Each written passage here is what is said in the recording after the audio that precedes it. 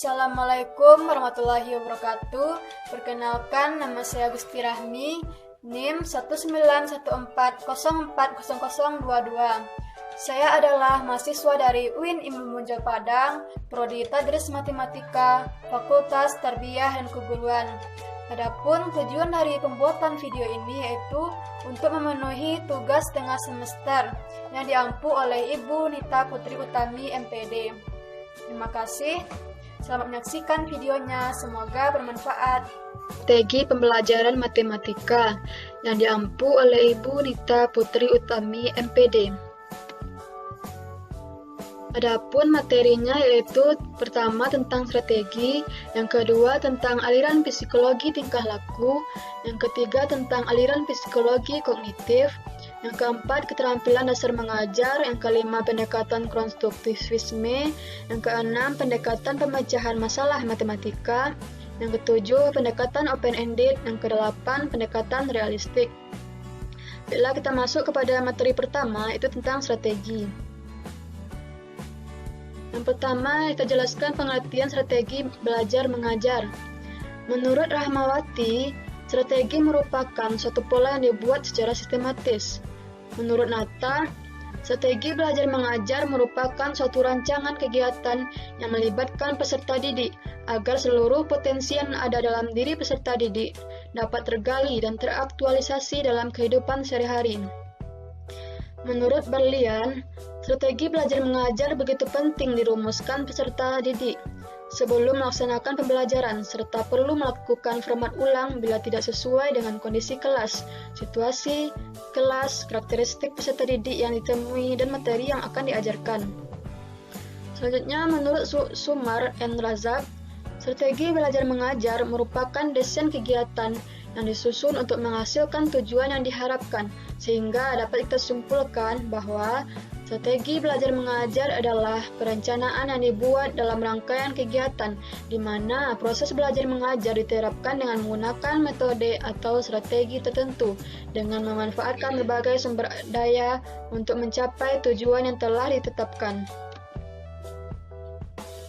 Selanjutnya kita masuk kepada komponen dalam menyusun strategi belajar mengajar. Yang pertama ada tujuan pengajaran, ada guru, ada peserta didik, ada materi pelajaran, ada penutur pengajaran, ada media pengajaran, dan terakhir ada faktor administratif dan finansial. Maksudnya itu seperti lingkungan, sekolah, kelas, dan lain-lain. Selanjutnya kita masuk hubungan antara strategi, metode, pendekatan, taktik, dan teknik pembelajaran.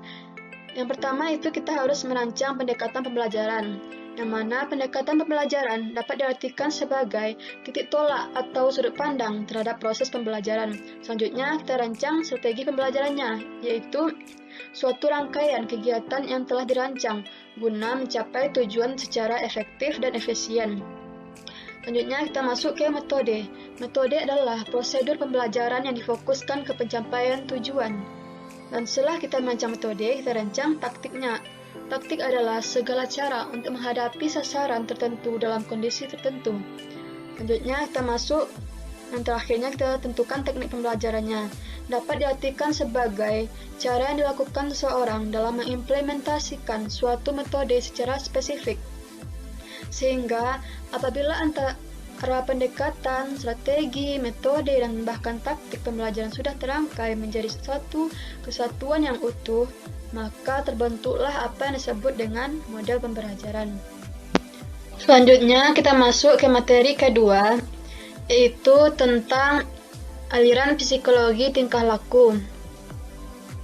Pertama kita akan membahas tentang teori Thorndike, dikemukakan oleh Edward L.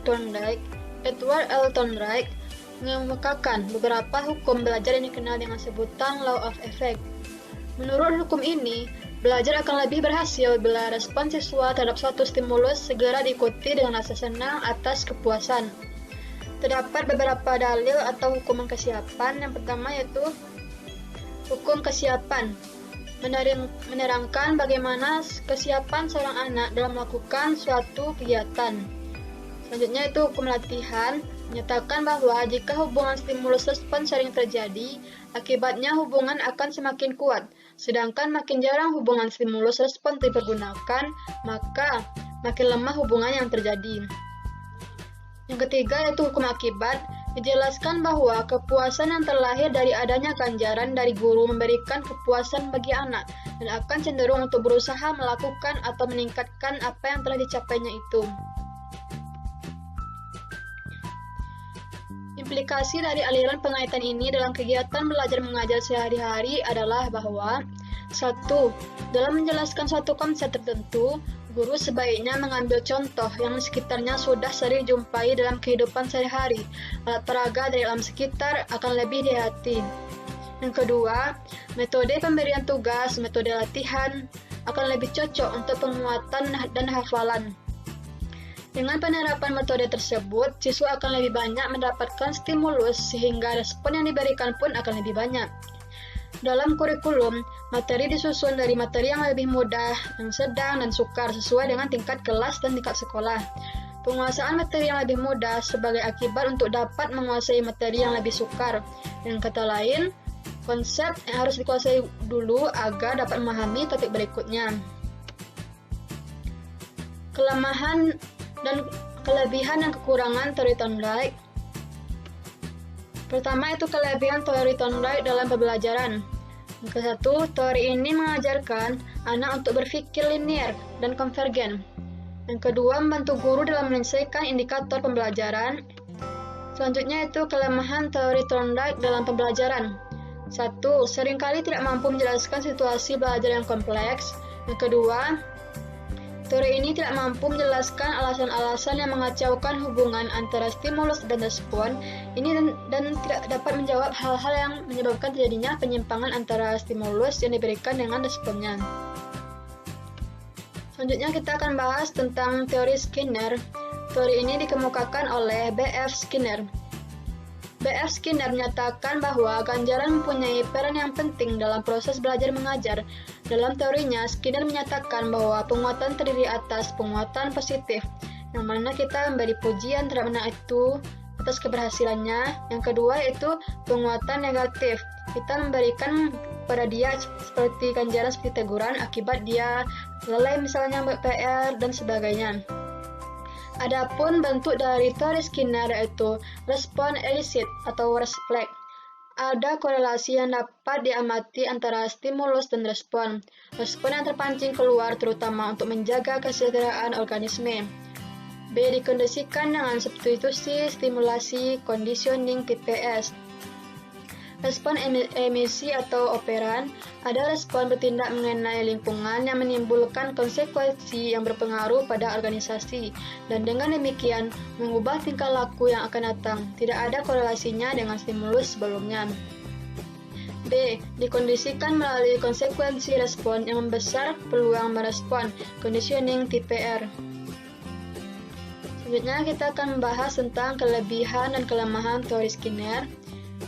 Pertama itu kelebihan teori Skinner. Pada teori ini, pendidik diarahkan untuk menghargai setiap anak didiknya. Hal ini ditunjukkan dengan dihilangkannya sistem hukuman. Hal ini didukung dengan adanya pembentukan lingkungan yang baik, sehingga dimungkinkan akan meminimalkan terjadinya kesalahan. Kekurangan teori Skinner. Tanpa adanya sistem hukuman akan dimungkinkan akan dapat membuat anak didik itu menjadi kurang mengerti tentang sebuah kedisiplinan. Hal tersebut akan menyulitkan lancarnya kegiatan belajar mengajar. Dengan melaksanakan materi learning, tugas guru akan menjadi semakin berat. Selanjutnya kita masuk kepada teori Ausubel, dikemukakan oleh David Paul Ausubel. Teori ini dikenal dengan belajar bermaknanya dan pentingnya pengulangan sebelum belajar dimulai. Ia membedakan belajar menemukan dengan belajar menerima. Pada belajar menemukan, konsep ditemukan oleh siswa, jadi tidak menerima pelajaran begitu saja. Selain itu, untuk dapat membedakan antara belajar menghafal dengan belajar memakna. Ada beberapa syarat yang harus dipenuhi agar belajar menjadi bermakna, antara lain, pertama itu pengetahuan awal, yang kedua, progressive differentiation, yang ketiga, rekonsiliasi integratif, yang keempat, konsolidasi. Adapun kelebihan dan kelemahan teori Ausubel, kelebihannya yaitu Informasi yang dipelajari secara bermakna ini lebih diingat, lama ingatnya. Yang kedua, informasi baru yang telah dikaitkan dengan konsep-konsep relevan sebelumnya dapat meningkatkan konsep yang telah dikuasai sebelumnya. Selanjutnya, informasi yang telah dilupakan setelah pernah dikuasai sebelumnya masih meninggalkan bekas, sehingga memudahkan proses belajar mengajar untuk materi pelajaran yang mirip walaupun telah lupa. Selanjutnya yaitu kekurangan teori Ausubel. Untuk siswa pada tingkat pendidikan lebih tinggi, maka kegiatan langsung akan menyita banyak waktu. Untuk mereka, menurut Ausubel, lebih efektif kalau guru menggunakan penjelasan, peta, konsep, demonstrasi, diagram, dan ilustrasi. Selanjutnya kita akan bahas tentang teori Gagne. Dikemukakan oleh Robert Gagne. Menurut Gagne, dalam pelajar matematika ada dua objek yang dapat diperoleh langsung oleh siswa, yaitu objek langsung dan objek tidak langsung. Menurut Gagne, pelajar dapat dikelompokkan menjadi 8 titik, yaitu belajar isyarat, stimulus respon, rangkaian gerak, rangkaian verbal, membedakan, pembentukan konsep, pembentukan aturan, dan pemecahan masalah. Gagne mengemukakan 8 fase dalam tindakan belajar. Yang pertama yaitu fase motivasi, fase pengenalan, fase perolehan, fase pemanggilan, fase generalisasi, fase penampilan, terakhir fase umpan balik. Selanjutnya yaitu kelebihan teori Gagne. Pertama, Gagne disebut sebagai modern non-behavioristik, mendorong guru untuk merencanakan pembelajaran agar suasana dan gaya belajar dapat dimodifikasi. Sangat cocok untuk memperoleh kemampuan yang membutuhkan praktek, cocok diterapkan untuk melatih anak-anak yang masih membutuhkan dominasi peran orang dewasa, dapat dikendalikan melalui cara penggantikan stimulus alami dengan stimulus yang tepat untuk mendapatkan pengulangan respon yang diinginkan. Kekurangan teori Gagne yaitu pembelajaran siswa yang berpusat pada guru, di mana guru bersifat otoriter, komunikasi berlangsung satu arah, guru melatih dan menentukan apa yang harus dipelajari murid, bersifat meanistik, hanya berorientasi pada hasil yang diamati dan diukur, murid hanya mendengarkan dengan tertib penjelasan guru dan menghafalkan apa yang didengar dan dipandang sebagai cara belajar yang efektif. Selanjutnya yaitu teori Pavlov. Teori Pavlov ini dikemukakan oleh Ivan Pavlov. Ivan Petri Pavlov adalah seorang behavioristik terkenal dengan teori pengkondisian asosiatif stimulus respon. Pavlov mengemukakan 4 peristiwa eksperimental dalam proses akuisisi dan penghapusan sebagai berikut. Stimulus tidak terkondisi, stimulus terkondisi, respon tidak terkondisi, respons terkondisi. Classic conditioning adalah proses yang ditemukan Pavlov melalui percobaan terhadap anjing. Dari eksperimen yang dilakukan Pavlov terhadap seekor anjing menghasilkan hukum-hukum belajar, diantaranya law of respondent conditioning, law of afferent respondent extinction. Kelebihan dan kelemahan teori Pavlov. Kelebihan teori Pavlov yaitu, pada teori Pavlov, individu tidak menyadari bahwa ia dikendalikan oleh stimulus yang berasal dari luas dirinya. Hal ini sangat membantu dan memudahkan pendidik dalam dunia pendidikan untuk melakukan pembelajaran terhadap peserta didik. Kekurangan teori Pavlov. Kekurangan teori ini adalah jika kondisi ini dilakukan secara terus-menerus, maka ditakutkan murid akan memiliki rasa ketergantungan atas stimulus yang berasal dari luar dirinya. Selanjutnya itu teori Bandura. Menurut Bandura, perlakuan seseorang dalam hasil interaksi faktor dalam diri dan lingkungan. Pandangan ini menjelaskan beliau telah mengemukakan teori pembelajaran peniruan. Jenis-jenis peniruannya yaitu peniruan langsung, peniruan tak langsung, peniruan gabungan, peniruan sesaat, dan peniruan berkelanjutan. Selanjutnya yaitu kelebihan dan kelemahan teori Bandura. Kelebihan teori Bandura yaitu teori Albert Bandura lebih lengkap dibandingkan teori belajar sebelumnya. Pendekatan teori belajar sosial lebih ditekankan pada perlunya conditioning dan imitation. Selanjutnya, selain itu, pendekatan belajar sosial menekankan pentingnya penelitian empiris dalam mempelajari perkembangan anak-anak. Kekurangan teori Bandura, jika manusia belajar dari membentuk tingkah lakunya dengan hanya melalui peniruan, Sudah pasti terdapat sebagian individu yang melakukan teknik peniruan ini juga akan meniru tingkah laku yang negatif, termasuk perlakuan yang tidak diterima dalam masyarakat. Selanjutnya yaitu aliran latihan mental. Mental bisa diartikan sesuatu yang berasal dalam tubuh fisik manusia, yang dapat mempengaruhi perilaku, watak, dan sifat manusia di dalam kehidupan pribadi dan lingkungan. Aliran ini berkembang sampai dengan abad 20 yang mengemukakan bahwa struktur otak manusia terdiri atas gumpalan-gumpalan otot. Agar ini kuat, maka harus dilatih dengan beban. Makin banyak latihan dan beban yang makin berat, maka otot atau otak itu makin kuat pula. Menurut aliran ini, cara belajar yang dapat memaksimalkan kerja otak yaitu dengan cara banyak berlatih, memahami, dan mengerjakan soal-soal. Dengan adanya aliran latihan mental, ini menjadikan siswa menjadi lebih rajin, menjadi tidak mudah putus asa, mengingat materi cukup lama karena sering berlatih dan terbentuknya mental yang baik. Aliran ini cocok jika digunakan dalam pembelajaran matematika karena matematika merupakan kategori mata pelajaran yang cukup sulit, sehingga memudahkan pemahaman dan latihan mengerjakan soal. Selanjutnya kita masuk ke materi yang ketiga, yaitu tentang aliran psikologi kognitif. Aliran psikologi kognitif itu saya akan bahas tentang teori Piaget, teori Brunner, teori Gestalt, teori Brownell, teori Dennis, teori Van Hille. Yang pertama, kita akan bahas tentang teori Piaget. Teori ini dikemukakan oleh Jean Piaget. Ia menyebut bahwa struktur kognitif sebagai skema, yaitu kumpulan dari skema-skema. Seorang individu memberikan respon terhadap stimulus disebabkan karena bekerjanya skemata ini. Proses terjadinya adaptasi skemata yang telah terbentuk dengan stimulus baru dilakukan dengan dua cara, yaitu asimilasi dan akomodasi.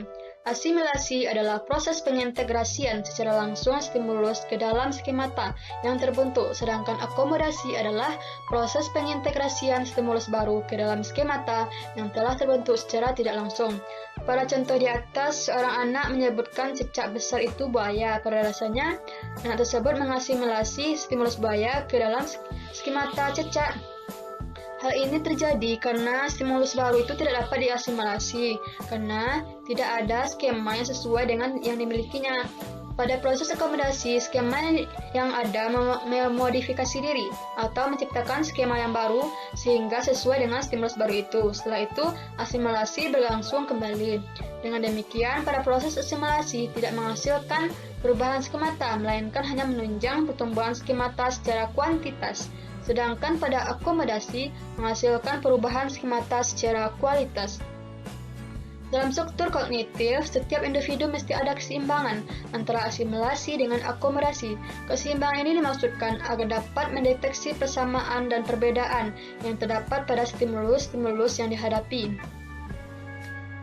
Selanjutnya, berdasarkan hasil penelitian, Piaget mengemukakan bahwa ada 4 tahap perkembangan kognitif dan setiap individu yang berkembang secara kronologis menurut usia kalender, yaitu tahap sensorimotor dari lahir sampai umur sekitar 2 tahun, tahap pra-operasi dan dari sekitar umur 2 tahun sampai dengan sekitar umur 7 tahun, tahap operasi konkret dari sekitar umur 7 tahun sampai dengan sekitar 11 tahun, tahap operasi formal dari sekitar umur 11 tahun, dan seterusnya.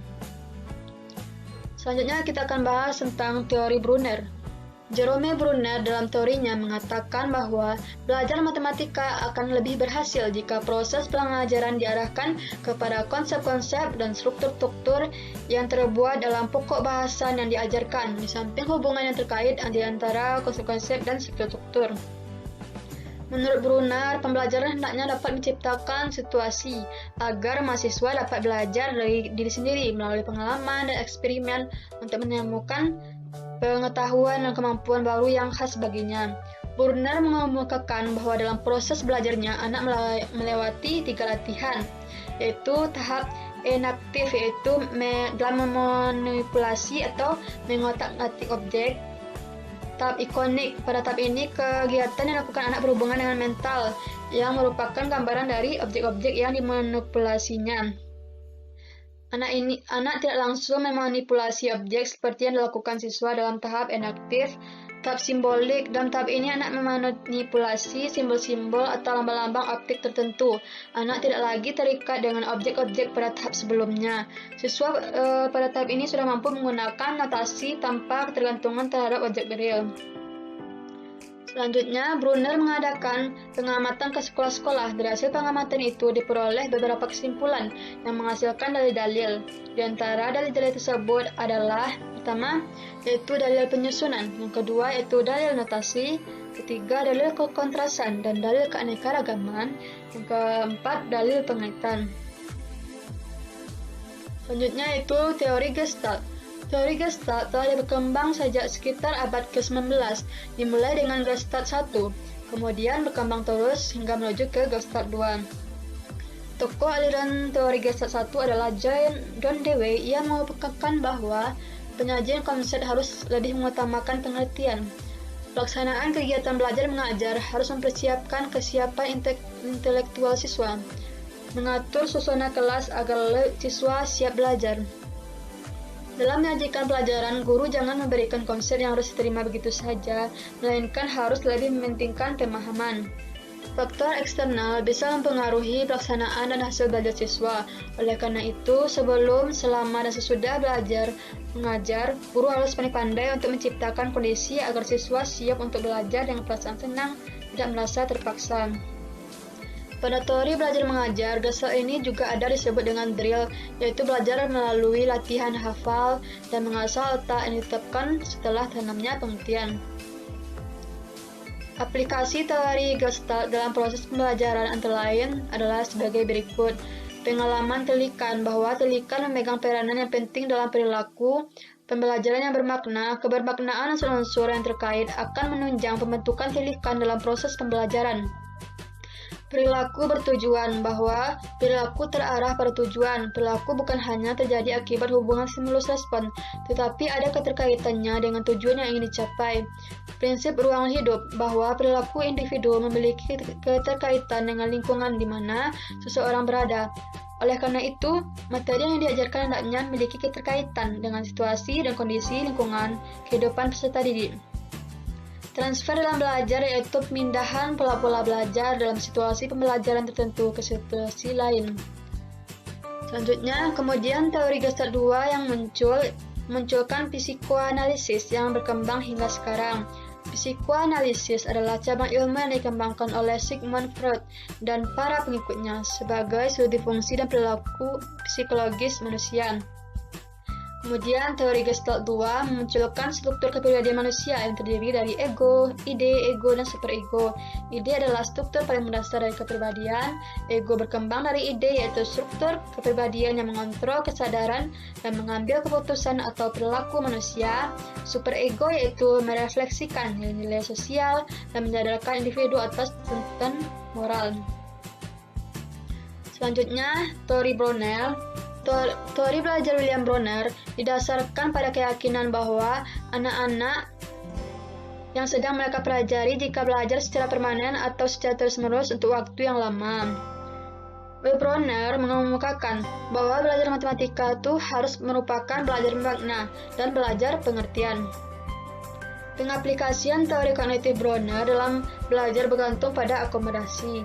Dalam teori bermakna yang dikembangkan oleh Brunner, bahwa pengajaran operasi hitung akan mudah dipahami oleh siswa apabila makna bilangan dan operasinya diikutsertakan dalam proses operasi. Dalam penelitian yang dilaksanakan pada abad ke-19, terdapat hasil yang menunjukkan bahwa belajar tidak melalui latihan hafal dan mengasah otak, namun diperoleh anak melalui bagaimana anak berbuat, berpikir, dan memperoleh persepsi dan lain-lain. Selanjutnya, implikasi teori perkembangan kognitif Brunner dalam pembelajaran sebagai berikut. Bahasa dan cara berpikir anak berbeda dengan orang dewasa. Oleh karena itu, guru mengajar dengan menggunakan bahasa yang sesuai dengan cara berpikir anak. Anak-anak akan belajar lebih baik apabila dapat menghadapi lingkungan dengan baik. Guru harus membantu anak agar dapat berinteraksi dengan lingkungan sebaik-baiknya.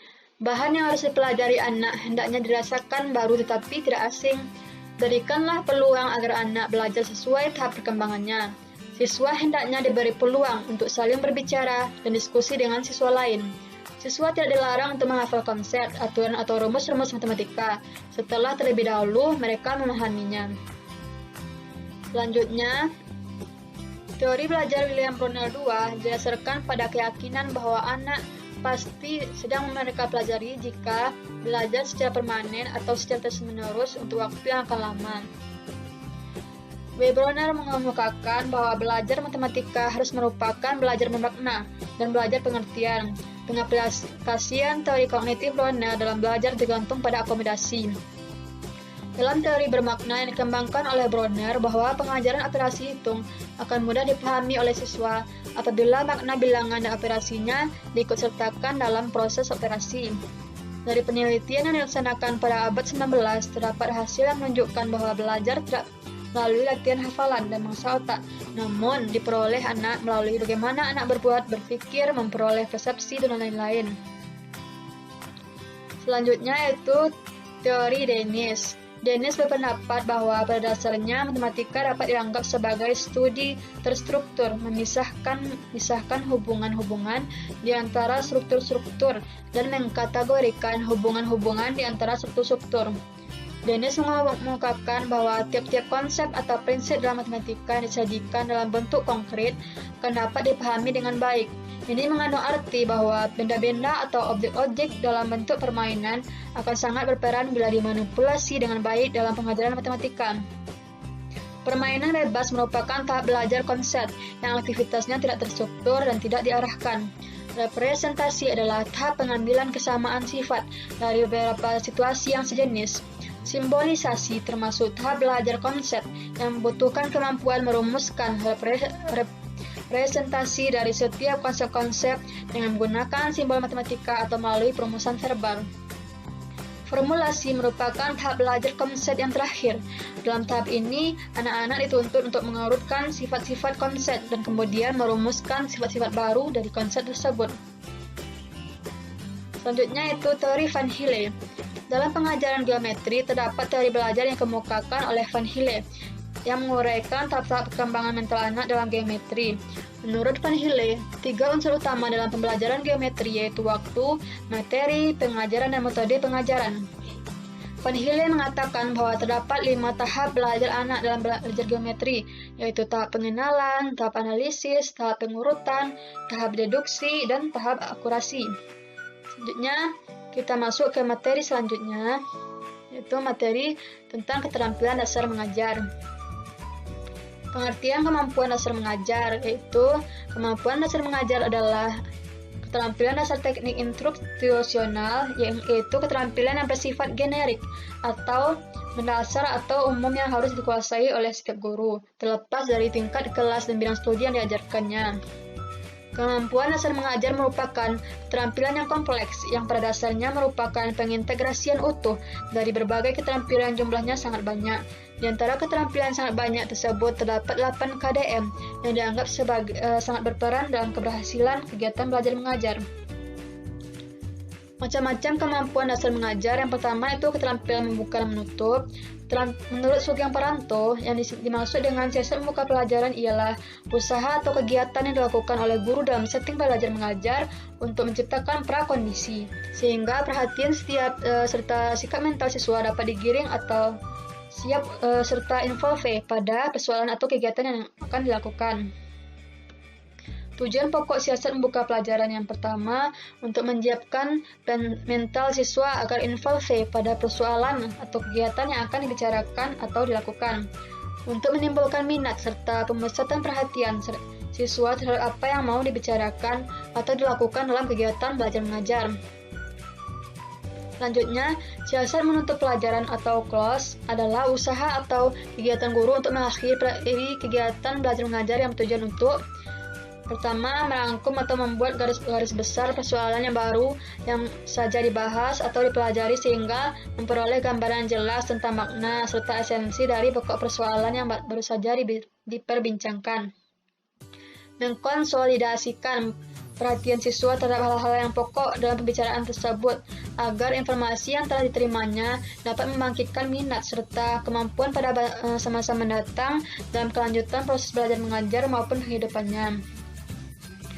Mengorganisasikan semua kegiatan maupun pembicaraan yang telah dipelajarinya dalam pertemuan tersebut sehingga merupakan suatu kebulatan yang berarti dalam memahami esensi bahan yang baru diajari. Selanjutnya yaitu keterampilan bertanya. Sugeng Paranto menyebutkan dalam proses belajar mengajar, bertanya memegang peranan penting sebab pertanyaan yang tersusun dengan baik dengan teknik pelontaran yang tepat akan meningkatkan partisipasi siswa dalam kegiatan belajar mengajar, membangkitkan minat dan rasa ingin tahu siswa terhadap suatu masalah yang sedang dibicarakan, mengembangkan pola pikir dan cara belajar aktif dari siswa yang bersangkutan, sebab berpikir itu sendiri sesungguhnya adalah bertanya. Menuntut proses siswa sebab pertanyaan yang baik akan membantu jawaban yang baik. Memusatkan perhatian siswa terhadap masalah yang sedang dibahas. Selanjutnya, selain itu perlu juga diperhatikan oleh guru-guru muda agar memperhatikan teknik bertanya. Teknik bertanya tersebut adalah teknik menunggu. Selanjutnya yaitu teknik reinforcement. Bisa teman perhatikan penjelasannya. Selanjutnya teknik menuntun dan menggali. Keterampilan memberi penguatan dalam belajar. Keterampilan memberi penguatan merupakan suatu alat pendidikan yang menyenangkan berupa pujian, hadiah, dan tanda penghargaan yang bertujuan untuk memperkuatkan tingkah laku anak didik yang sudah baik. Adapun tujuan dari penguatan dalam pembelajaran antara lain meningkatkan perhatian siswa, membangkitkan dan memelihara motivasi belajar siswa, memudahkan belajar siswa, menumbuhkan rasa percaya diri pada siswa, memelihara kelas yang kondusif, mengontrol dan memodifikasi tingkah laku siswa, serta mendorong munculnya perilaku. Selanjutnya, komponen keterampilan memberi penguatan. Yang pertama yaitu penguatan verbal, kedua penguatan non-verbal. Jenis-jenis yang digolongkan ke dalam penguatan non-verbal antara lain penguatan gerak isyarat, penguatan pendekatan, penguatan dengan sentuhan, penguatan dengan kegiatan yang menyenangkan, penguatan berupa simbol atau benda, penguatan tak penuh. Selanjutnya yaitu keterampilan mengadakan variasi atau stimulus variation. Variasi merupakan hal yang perlu dilakukan saat proses pembelajaran. Menurut Alma, variasi adalah suatu hal yang sangat penting dalam perilaku keterampilan mengajar. Tujuan dan manfaat keterampilan mengadakan variasi, menurut Sukirman terdapat beberapa poin penting, yaitu terciptanya proses pembelajaran yang menarik dan menyenangkan bagi siswa, menghilangkan kejenuhan dan kebosanan sebagai akibat dari kegiatan yang bersifat rutinitas, meningkatkan perhatian dan motivasi siswa, mengembangkan sifat keingintahuan siswa terhadap hal-hal yang baru, menyesuaikan model pembelajaran dengan cara belajar siswa yang berbeda-beda, meningkatkan kadar aktivitas belajar siswa.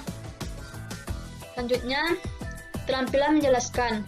Keterampilan menjelaskan mutlak perlu dimiliki oleh para guru. Kegiatan menjelaskan bertujuan untuk membimbing siswa memahami berbagai konsep, hukum, prinsip, atau prosedur, membimbing siswa menjawab pertanyaan mengapa secara bernalar, melibatkan siswa menghayati berbagai proses penalaran, mendapatkan balikan mengenai pemahaman siswa, menolong siswa menghayati berbagai proses penalaran. Dalam menerapkan keterampilan menjelaskan, perlu diperhatikan hal-hal sebagai berikut, yaitu penjelasan dapat diberikan pada awal, tengah, ataupun akhir pelajaran sesuai dengan keperluan. Penjelasan harus sesuai dengan tujuan, materi yang dijelaskan harus bermakna, penjelasan yang diberikan sesuai dengan kemampuan dan latar belakang siswa. Selanjutnya yaitu keterampilan membimbing diskusi kelompok kecil. Diskusi kelompok kecil merupakan salah satu bentuk kegiatan belajar mengajar yang penggunaannya cukup sering diperlukan. Diskusi kelompok kecil ini memungkinkan siswa berbagi informasi dan pengalaman dalam memecahkan masalah, meningkatkan pemahaman terhadap masalah penting, meningkatkan ketertiban dalam pemecahan dan pengambilan keputusan, mengembangkan kemampuan berpikir dan berkomunikasi, membina kerjasama yang sehat, kelompok yang kohesif dan bertanggung jawab, Komponen keterampilan yaitu memusatkan perhatian, menjelaskan masalah atau urusan pendapat, menganalisis pandangan siswa atau mahasiswa, meningkatkan urusan siswa atau mahasiswa, menyebarkan kesempatan berpartisipasi, dan menutup diskusi. Selanjutnya, keterampilan mengelola kelas. Keterampilan mengelola kelas adalah keterampilan dalam menciptakan dan mempertahankan kondisi yang optimal guna terjadinya proses belajar mengajar yang serasi dan efektif. Guru perlu menguasai keterampilan agar dapat mendorong siswa mengembangkan tanggung jawab individu maupun klasikal perilaku yang sesuai dengan tata tertib serta aktivitas yang sedang berlangsung, menyadari kebutuhan siswa, memberikan respon yang efektif terhadap perilaku siswa. Yang kedelapan yaitu keterampilan mengajar kelompok kecil dan perorangan. Mengajarkan kelompok kecil dan perorangan terjadi dalam kondisi pengajaran klasikal. Di dalam kelas, seorang guru mungkin menghadapi banyak kelompok kecil, serta banyak mahasiswa yang masing-masing diberi kesempatan belajar secara kelompok dan perorangan.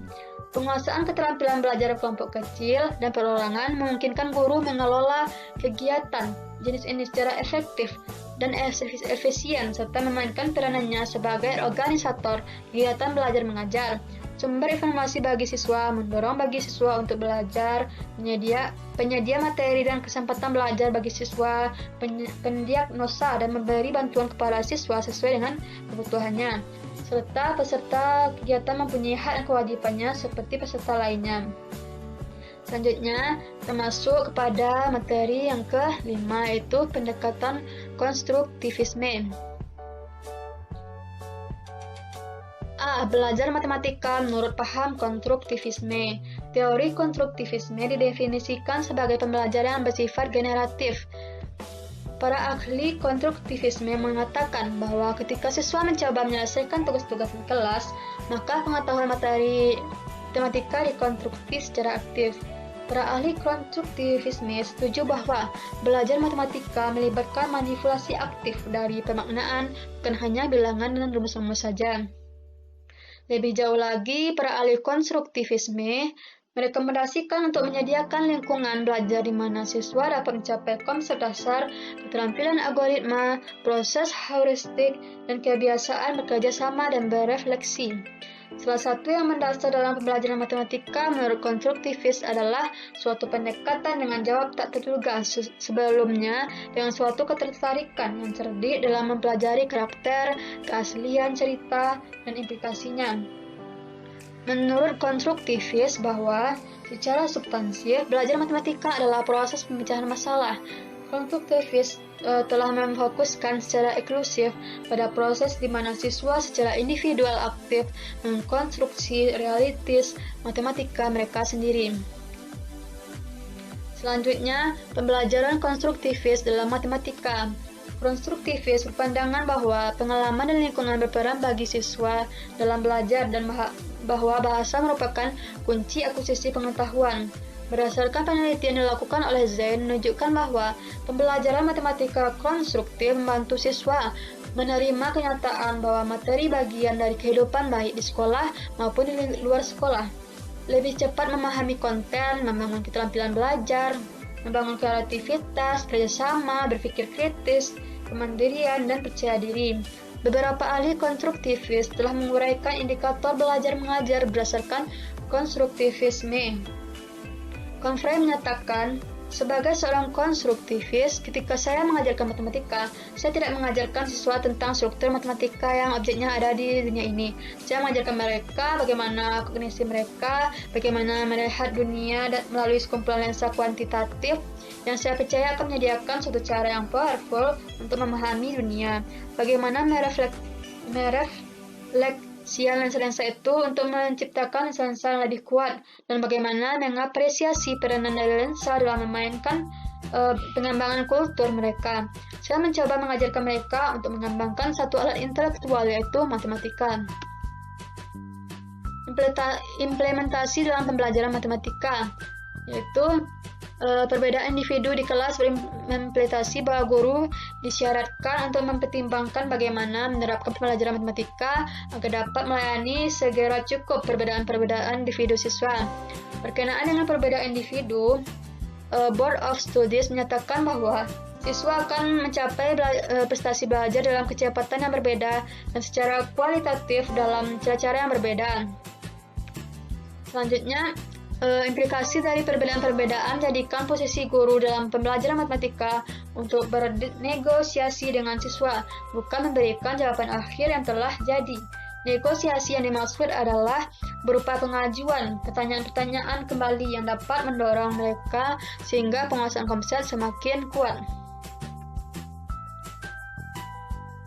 Selanjutnya yaitu evaluasi pembelajaran matematika menurut konstruktivisme. Menurut Webb, evaluasi dalam pendidikan adalah suatu investigasi sistem tentang nilai atau merit tentang suatu tujuan. Evaluasi terhadap pembelajaran konstruktivisme meliputi evaluasi formatif, evaluasi sumatif. Evaluasi formatif menekankan pada proses dan tujuan lebih kepada perbaikan mutu pembelajaran, sedangkan evaluasi sumatif menekankan pada hasil. Evaluasi terhadap pembelajaran konstruktivisme meliputi evaluasi formatif dan evaluasi sumatif. Evaluasi dalam pembelajaran matematika menggunakan pendekatan konstruktivis terjadi sepanjang proses pembelajaran berlangsung dari awal sampai akhir.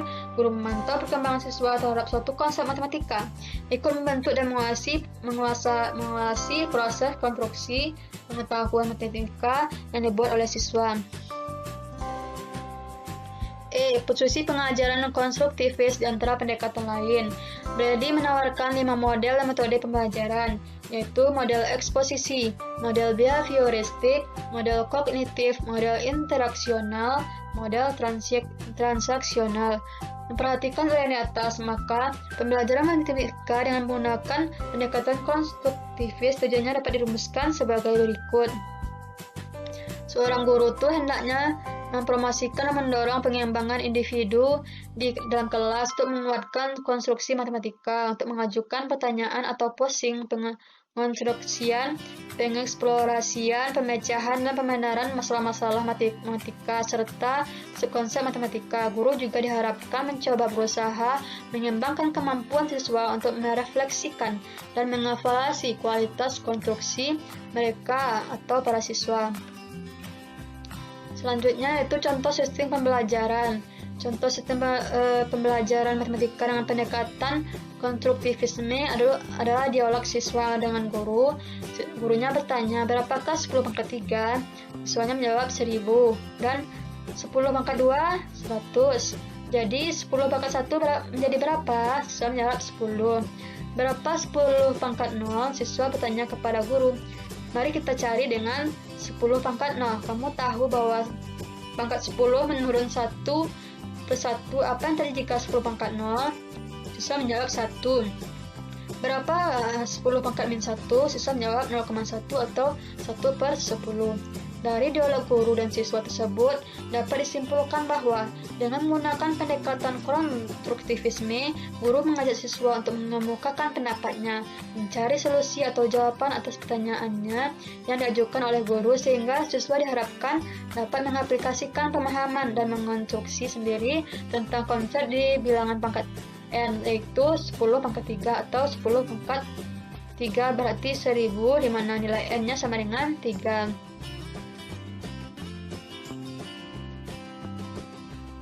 Kita akan membahas tentang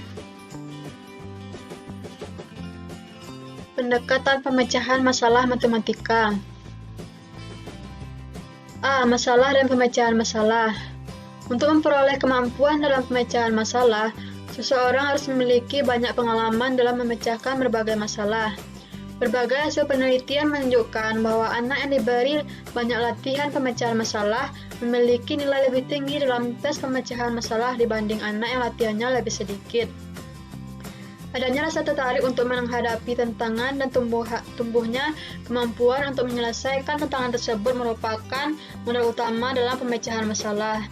Bagi sebagian guru, untuk memperoleh atau menyusun soal benar-benar bukan masalah rutin bagi siswa mungkin termasuk pekerjaan yang sulit. Akan tetapi hal ini akan dapat diatasi antara lain melalui pengalaman dalam penyajian soal yang bervariasi, baik bentuk, tema masalah, tingkat kesulitan, serta tuntutan kemampuan intelektual yang ingin dicapai atau dikembangkan pada siswa. Cara mengajarkan pemecahan masalah. Yang pertama, perlu diperhatikan poin-poin berikut. Pertama itu waktu. Beberapa hal yang perlu dikembangkan dalam kaitannya dengan waktu antara lain adalah waktu untuk memahami masalah, waktu untuk mengeksplorasi liku-liku masalah, dan waktu untuk memikirkan masalah. Perencanaan. Aktivitas pembelajaran dan waktu yang diperlukan harus direncanakan serta dikoordinasikan sehingga siswa memiliki kesempatan yang cukup untuk menyelesaikan berbagai masalah. Sumber. Guru harus memiliki kemampuan untuk mengembangkan masalah-masalah lainnya sehingga dapat menambahkan koleksi soal-soal pemecahan bagi kebutuhan pembelajaran. Selanjutnya yaitu teknologi. Walaupun sebagian kalangan ada yang tidak setuju kalkulator digunakan di sekolah, akan tetapi dengan membatasi penggunaannya, hanya ada hal-hal tertentu, alat tersebut perlu dipertimbangkan penggunaannya. Selanjutnya itu manajemen kelas. Jika kita bermaksud mengajarkan pemecahan masalah, maka beberapa setting kelas yang mungkin dikembangkan antara lain model klasikal dengan mengelompokkan siswa ke dalam kelompok kecil dan model belajar individual atau bekerjasama dengan anak lainnya. Selanjutnya, strategi pemecahan masalah. Strategi act it out, membuat gambar atau diagram, menemukan pola, membuat tabel, membuat skema kemungkinan secara sistematik, tebak dan periksa. Strategi kerja mundur, menggunakan kalimat terbuka, mengubah sudut pandang. Pentingnya pemeriksaan kembali hasil. Salah satu cara terbaik untuk mempelajari pemecahan masalah dapat dilakukan setelah masalah selesai dilakukan. Memikirkan atau menelaah kembali langkah-langkah yang telah dilakukan adalah memecahkan masalah merupakan kegiatan yang sangat penting untuk meningkatkan kemampuan anak dalam memecahkan masalah. Metakognisasi. Metakognisi adalah suatu bentuk kemampuan untuk melihat pada diri sendiri sehingga apa yang dia lakukan dapat dikontrol secara optimal. Beberapa hal yang dapat dilakukan guru untuk menolong anak mengembangkan kesadaran metakognisinya antara lain melalui kegiatan-kegiatan berikut. Ajukan pertanyaan yang terfokus pada apa, mengapa. Kembangkan berbagai aspek pemecahan masalah-masalah yang dapat meningkatkan prestasi anak. Dalam proses pemecahan suatu masalah, anak harus secara nyata melakukannya secara mandiri atau berkelompok, sehingga mereka merasakan langsung liku-liku proses untuk menuju pada suatu penyelesaian. Adapun contoh pembelajaran pemecahan masalah, yaitu contoh pendekatan masalahnya yang dikemukakan oleh Polya. Ada beberapa cara yang bisa dilakukan untuk jumlah uang 25.000 dengan puluhan ribu dan ribuan. Penyelesaiannya tuh mencari penyelesaian. Terdapat banyak cara yang bisa dilakukan untuk memperoleh jumlah uang 25.000. Di sini misalkan puluhan ribunya P, 5 ribuan L, ribuan R. Tidak perlu dipergunakan semuanya sekaligus untuk mendapatkan jumlah yang diinginkan. Dengan demikian, 25 lembar uang ribuan adalah salah satu contohnya. Selanjutnya, merencanakan pemecahan masalah. Untuk menyelesaikan masalah ini dapat dilakukan melalui pemanfaatan tabel. Selanjutnya, menyelesaikan masalah. Penyelesaiannya itu dapat dijelaskan melalui tabel ini. Dari tabel di atas bahwa terdapat 12 kemungkinan pasangan uang pecahan hingga diperoleh jumlahnya 25.000. Selanjutnya yaitu melakukan pemeriksaan kembali. Periksalah kembali jumlah uang tiap kolom serta kemungkinan pasangan lain yang belum termuat. Selanjutnya yaitu kita akan membahas tentang pendekatan open-ended. Apa itu pendekatan open-ended? Pendekatan open-ended merupakan salah satu upaya inovasi pendidikan matematika pertama kali dilakukan oleh para ahli pendidikan matematika Jepang. Pendekatan ini lahir sekitar 20 tahun yang lalu dari hasil penelitian yang dilakukan Shigeru Shimada, Toshio Sawada, Yoshiko Yashimoto, dan Kenichi Shibuya. Menurut Hermann Suherman, pendekatan open-ended adalah pembelajaran dengan pendekatan terbuka yang memberikan kebebasan individu untuk mengembangkan berbagai cara dan strategi pembelajaran masalah sesuai dengan kemampuan masalah masing-masing peserta didik. Tujuan dari pendekatan open-ended menurut Nohda ialah untuk membantu mengembangkan kreatif dan pola pikir matematis sehingga melalui problem solving secara simultan. Dengan kata lain, kegiatan kreatif dan pola pikir matematis siswa harus dikembangkan semaksimal mungkin sesuai kemampuan siswa. Selanjutnya, mengonstruksi problem. Melalui penelitian yang panjang, Jepang ditemukan beberapa hal yang dapat dijalankan sebagai acuan mengkreasi problem tersebut. Di antaranya, sajikan permasalahan melalui fisik yang nyata di mana konsep-konsep matematika dapat diamati dan dikaji siswa. Soal-soal pembuktian dapat diubah sedemikian rupa sehingga siswa dapat menemukan hubungan dan sifat-sifat dari variabel dalam persoalan itu.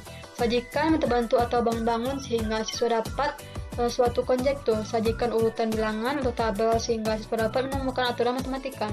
Berikan beberapa contoh konkret dalam beberapa kategori sehingga siswa bisa mengelaborasi sifat-sifat dari contoh itu untuk menemukan sifat yang umum. Berikan beberapa latihan serupa sehingga siswa dapat menggeneralisasi dari pekerjaannya. Selanjutnya itu mengembangkan rencana pembelajaran. Setelah guru mengkonstruksi problem dengan baik, 3 hal yang harus diperhatikan dalam pembelajaran yaitu apakah problem itu kaya dengan konsep matematika dan berharga, apakah level matematika dari problem itu cocok untuk siswa, dan apakah problem itu mengundang pengembangan konsep matematika lebih lanjut. Keunggulan pendekatan open-ended. Pertama, siswa itu berpartisipasi lebih aktif dalam pembelajaran, sering mengekspresikan ide. Siswa memiliki kesempatan lebih banyak dalam memanfaatkan pengetahuan dan keterampilan matematik secara komprehensif. Siswa dapat dengan kemampuan matematika rendah dapat merespon permasalahan dengan cara mereka sendiri. Siswa secara intrinsik termotivasi untuk memberikan bukti atau penjelasan. Siswa memiliki pengalaman banyak untuk menemukan sesuatu dalam menjawab permasalahan. Kelemahan pendekatan open-ended membuat dan menyiapkan masalah matematika yang bermakna bagi siswa bukanlah pekerjaan yang mudah. Mengemukakan masalah yang langsung dapat dipahami siswa sangat sulit sehingga banyak siswa yang mengalami kesulitan bagaimana merespon permasalahan yang diberikan. Mungkin ada sebagian siswa yang merasakan bahwa kegiatan belajar mereka tidak menyenangkan karena kesulitan yang mereka hadapi. Contoh pendekatan open-ended yaitu dengan menggunakan berbagai cara. Hitunglah jumlah 10 bilangan ganjil mulai dari 1 sampai bilangan ganjilnya ini tuh dapat kita tunjukkan dengan berbagai cara sehingga terbuktilah hasilnya 100. Selanjutnya kita masuk ke materi terakhir yaitu pendekatan realistik. Pengertian pendekatan realistik. Pendekatan realistik secara bahasa didefinisikan sebagai suatu frase yang terbentuk dari kata pendekatan realistik. Maulana mengungkapkan bahwa pendekatan pembelajaran adalah cara yang ditempuh oleh guru dalam melaksanakan pembelajaran agar konsep yang disajikan bisa beradaptasi dengan siswa. Pendekatan realistik merupakan suatu pendekatan atau cara pembelajaran di mana mendekatkan siswa kepada hal yang bersifat nyata, yaitu dengan memanfaatkan lingkungan di sekitar sebagai materi pembelajaran. Prinsip-prinsip pendekatan realistik. Terdapat 5 prinsip utama dalam kurikulum matematika realistik. Pertama, itu didominasi oleh masalah-masalah dalam konteks, melayani 2 hal yaitu sebagai sumber dan sebagai terapan konsep matematika. Selanjutnya, perhatian diberikan pada pengembangan model-model situasi, skema, dan simbol-simbol. Sumbangan dari para siswa sehingga siswa dapat membuat pembelajaran menjadi konstruktif, produktif, artinya siswa memproduksi sendiri dan mengkonstruksi sendiri, sehingga dapat membimbing para siswa dari level matematika informal menuju matematika formal. Interaksi sebagai karakteristik dari proses pembelajaran matematika. Intertwining, yaitu membuat jalinan antar topik atau antar pokok bahasan atau antar stand. Selanjutnya, contoh pendekatan realistik. Contoh pendekatan realistik itu yaitu saya di sini itu membandingkan dan menukar yaitu Bartel.